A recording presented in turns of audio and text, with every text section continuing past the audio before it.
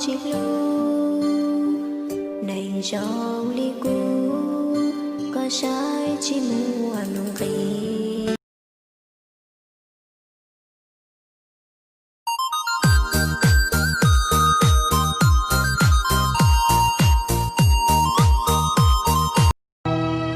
Dàn đô thao u chẳng mua nề nhỏ đâu bé giờ yêu thâu cho kế cho nhẹ bồi chờ.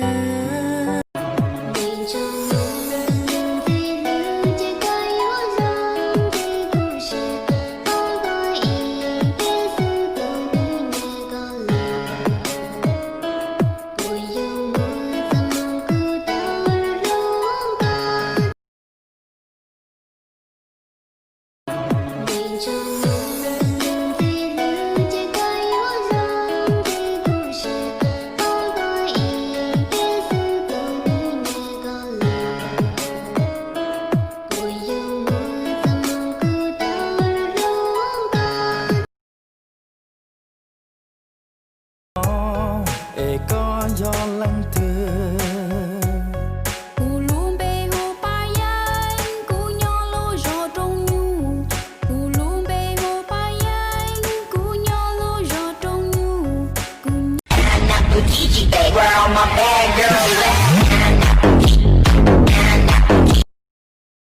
哥哥，你没找到我的时候在做什么呢？在找你啊。要是找不到呢？那便一直找下去。其实我不是你的女朋友。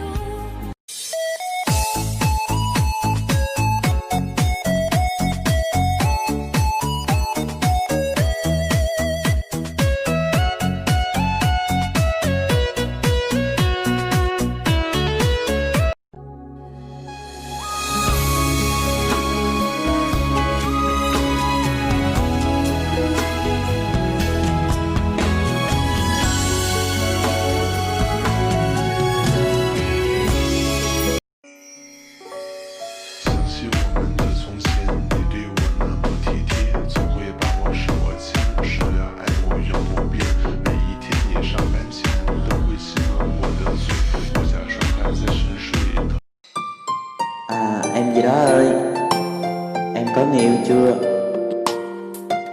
Anh cũng chưa nè. Vậy là bạn gái anh nha, là người yêu anh nha.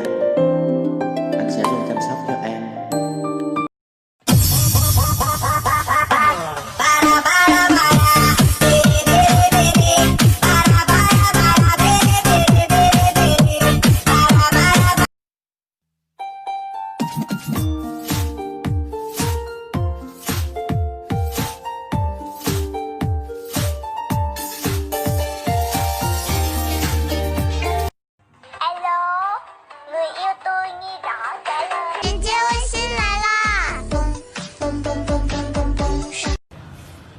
Chia tay đi.